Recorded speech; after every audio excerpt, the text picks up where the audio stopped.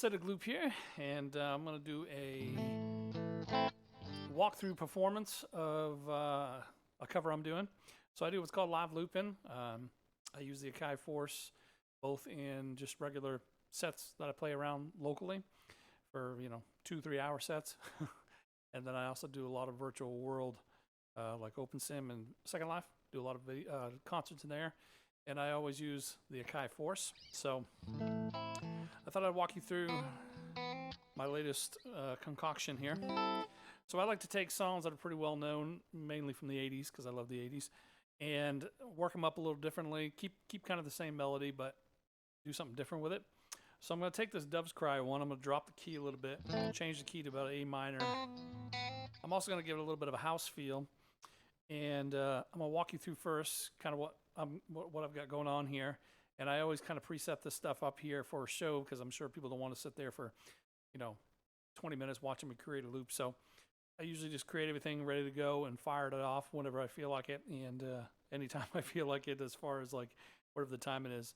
So the first things first, I have 3 different tracks that I'm using here, actually 4, because I'm using a recorded vocal as well.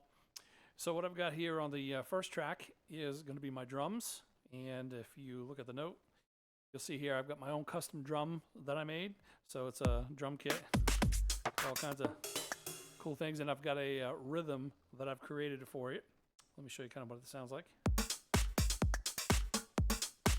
So that's going to be the basic groove.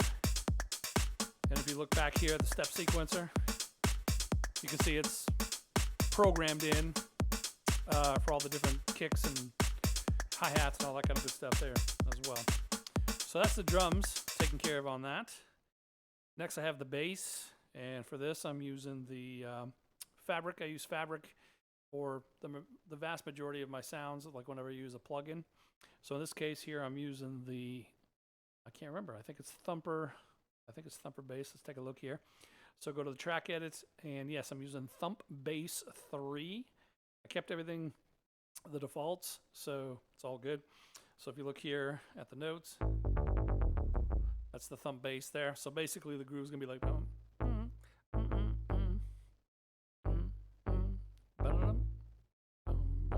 it's gonna be one of them type of grooves there. And so let me show you what that sounds like with the looping going on. So let's see. So right there. Whoops, got the wrong note. So that's the A. I've got the note. If you look at the shift note, I've got it set to chromatic, but I've set it to the scale of A minor. So that's going to be the bass line that I'm going to use for the song here. Then I also have my vocals. Right now I currently have the effects turned off, but I'll put them on here for the performance. But I also have the background vocal. What I'm going to do is I've actually recorded myself singing the chorus in kind of a regular lower key with no harmony kind of stuff like that, and then I'll double some of it, and then I'll do a harmony over the top of it as well. So I've got my I don't know if you can see it. I can't see it in the screen here, but I've got a SM8 plugged into the SM58 plugged into the input 1 on my microphone. So if you go look at the mixer and go to the input output, what I've done here is I've set it to merge. It's hard for me to see the screen. I've set it to merge so that I don't have to worry about being on that track for the vocal to come through. And I've set it to input 1, and I'll talk about the effects in just a little bit.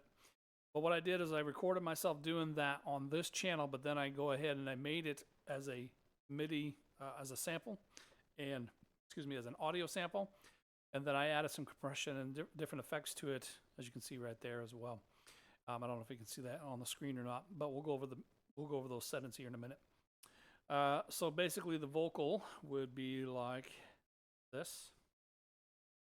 How can you just leave me standing? So I'll double that. Alone in a world that's so cold. And then I'll do some harmony over the top of it. Maybe I'm just too demanding. So I added the effects to that one there, and I'll do that on the regular mic as well. Something additional that I do for my sets, because I do guitar on all of my, the vast majority of my songs, I need the ability to be able to go ahead and still operate by hand on this, and then still have time to come back to the guitar. So what I've done is if you go to shift you'll see right down on the bottom here, I've got it set to 4 bars for what do you call it, quantize. So basically that means that I'll have at least 4 bars to be able to bring my hand back to the guitar in case I want to drop the beat out. So for example, if I'm doing, let's just do these two here. So if I'm doing the bass and the drums, I've got it set right now to clip stop on here on the bottom of the green. So if I wanted to go ahead and hit that now I can come back and get my hands back and be ready to rock and roll, come back to the launch and still bring it in. So I've got it set to that 4 measures, 4 bars, so that I have enough time to do stops and also punch back in with the launch on my scenes as well. So that gives me time to operate with the guitar as well. All right, on the master, well, actually, let's do the regular effects first.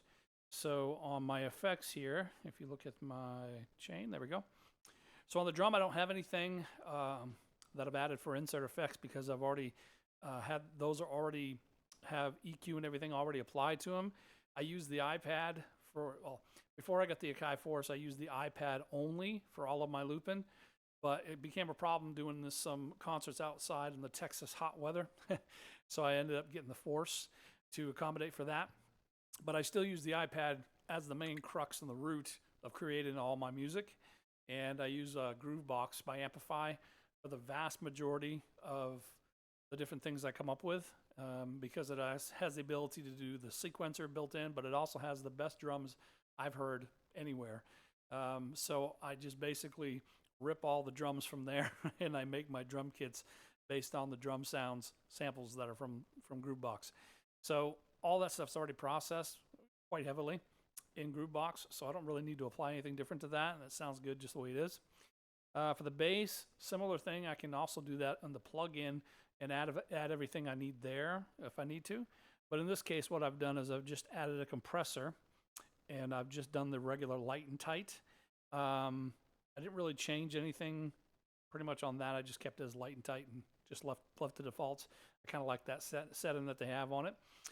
And for the Paramedic EQ, I kept this one just a light smiley because I kind of like the ability to do I like how it does its low cut. So I put the low cut in this case here at about 31, something like that. So I like light smiley. It sounds pretty good with this. Sometimes on my bass, I'll do the standard plug-in as well. That sounds pretty good. And sometimes I'll do thick because that also sounds really good as well. But in this one, I didn't do that. I just did this one because it's more of a light type of bass. For the vocals, what I always do for my vocals is I have my mic plugged in, and it's an SM58. So I've got it set to, instrument, I think. And then I have 3/4 of the way turned up on my input, and it gives me some volume, but what I like to always add in is a maximizer first, and then from there I set it to master and light. I typically set it to -8.8 because anything higher than that when I play live out and about, locally, it always feeds back if it's like -16 or something like that. So I tend to keep it about -8.8. I don't change anything else on that. I just have it on master and light, and then I move it to -8.8. That seems to be good for me. And then I do a Paramedic EQ. I always do freshen for the plugin for the preset. I don't change anything on that either.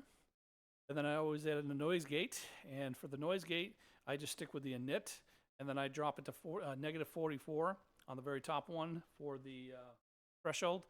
And then I set the release to 88. And I do that on all my vocals for that. On this other one here, I've actually added a compressor for the vocal one. And I just got that one as well to light and tight. That one I changed the threshold a bit to -10. And then I also have the Paramedic EQ, and I just set it to init in case I wanted to switch it to freshen. I'll do that, but I'm not worried about it because I already have it on the vocal that I recorded. And I also have some sends, but before I get into that, let's go look at the master. So on the master, I have the 2 that come with it, which is the reverb and the delay. For the reverb, I have it set to Opera House. That one I really like. I keep all the default settings on that, keep it at 100% mix. And then for the delay, I always love the follow me one, and I usually set the feedback to 15%, but I keep the mix at 50%, which is the default. So those are the returns for that, and we'll go into the sends here in a minute. And on the main output 1 and 2, I always put a maximizer and set the limit. And in this case here, I've got master and light, and I always drop it back to about negative 0.2 on the ceiling, so that there's a little slight bit of headroom there. But that's basically my limiting that I'm doing on this particular channel here, so it doesn't go above the 0 dB for that. So now that I know what my 2 effects channels are, we go back here and look at my vocals. Let's go back and look at my vocal ones here, which is on this set in here. What I've done is I've added the send in here, and what I'll do is put it to 26. Check. Yeah, I like that. Sounds pretty good. And then for delay, I want to put it to negative 24.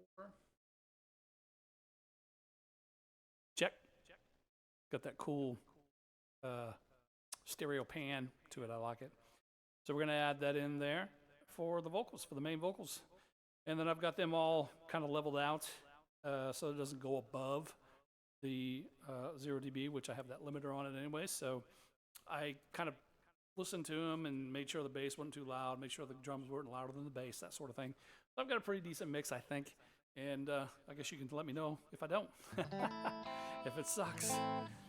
I do have my guitar plugged into a mixer, so I do not have it plugged into the Akai because I only have one output left, and I still haven't found a really good way to do.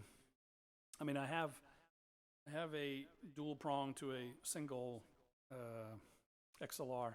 I still don't really like it. It still don't really sound very good to me. So I don't typically run it through there. And also when I'm switching live in a real set out and about, some of my tracks take maybe 10 seconds to load. So during that time, I don't want any dead air. So I always typically will stop playing something to make sure there's no dead air while the song is loading. So that's why I don't include it on my Akai. I have it on my mixer. Everything else is going through the Akai, the vocals and everything else is going to be doing through there. But just my guitar will be going through my mixer, which is plugged in here to OBS. All right, so now that you got the lay of the land, I think that's everything. Let's talk about what I'm going to do for this. So usually what I do is I start off on this song where I just kind of play my guitar and sing a little bit, kind of introduce people to the groove of what I'm trying to do with it. And then what I do is I start doing a bass, which is the very first launch. And actually I should fix this, or I have another scene which is just the bass and the vocals, but I forgot to. But what I'll do is I'll add the vocal that I've done, and then I'll double it, sing it with it, and then at a certain part of it I'll do a harmony a little bit above that as well. And so once I've done the bass and then that part, I'll cut the bass out for the last, four bars, and then I'll bring in the full groove with the guitar. And then from there, I'll do the first verse again, then the chorus, which will be all of it, including that vocal. Yeah, anyways, we'll do it from there. And then I got a little breakdown I do in between as well. So now for the performance.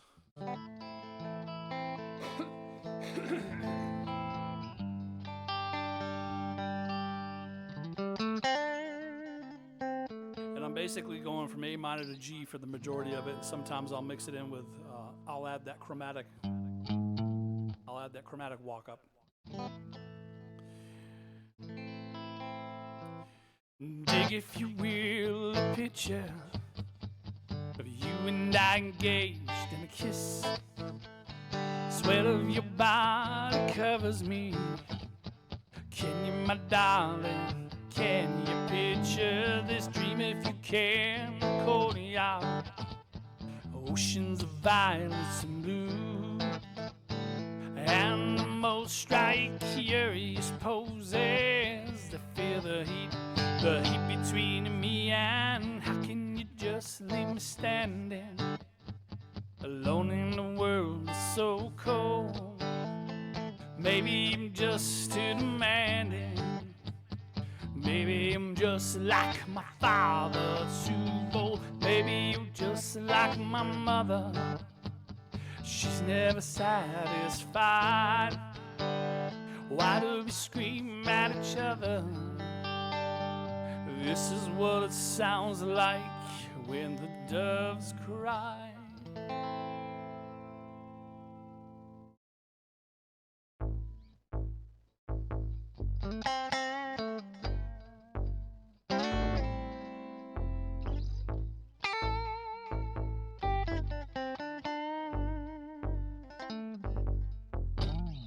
How can you just leave me standing alone in a world that's so cold?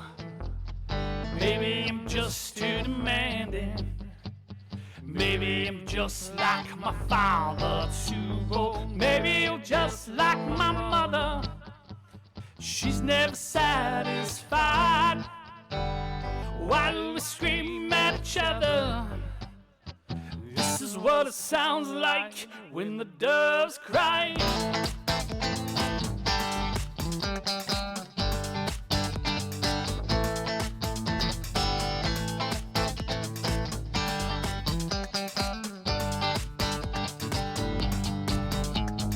Dig, if you will, a picture. You and I engaged in a kiss. Sweat of your body covers me.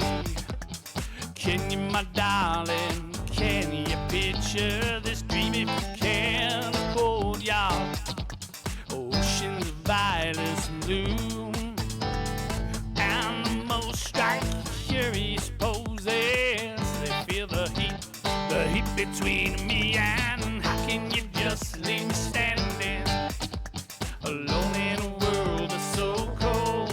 World that's so cold. Maybe I'm just like my father, too bold. Maybe you're just like my mother. She's never satisfied. Why do we scream at each other? This is what it sounds like when the doves cry.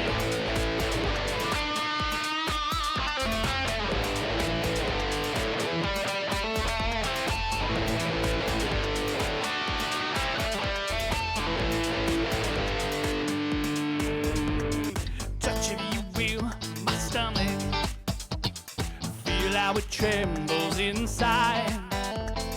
You got the butterflies all tied up. Don't make me chase you, even doves have. How can you just leave me standing alone in a world that's so cold? World that's so cold. Maybe I'm just like my father, too bold. Maybe you're just like my mother. She's never satisfied. Why do we scream at each other?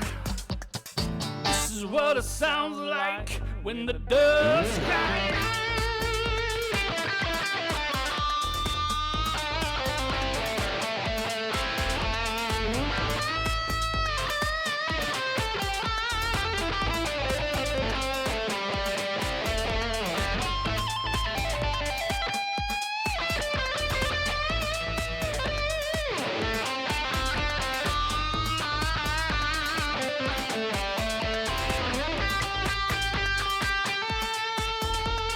How can you just leave me standing alone in a world that's so cold? World is so cold. Maybe I'm just too demanding. Maybe I'm just like my father, too bold. Maybe I'm just like my mother. She's never satisfied. Why do we scream at each other? This is what it sounds like when the doves cry. Yeah, and there you go.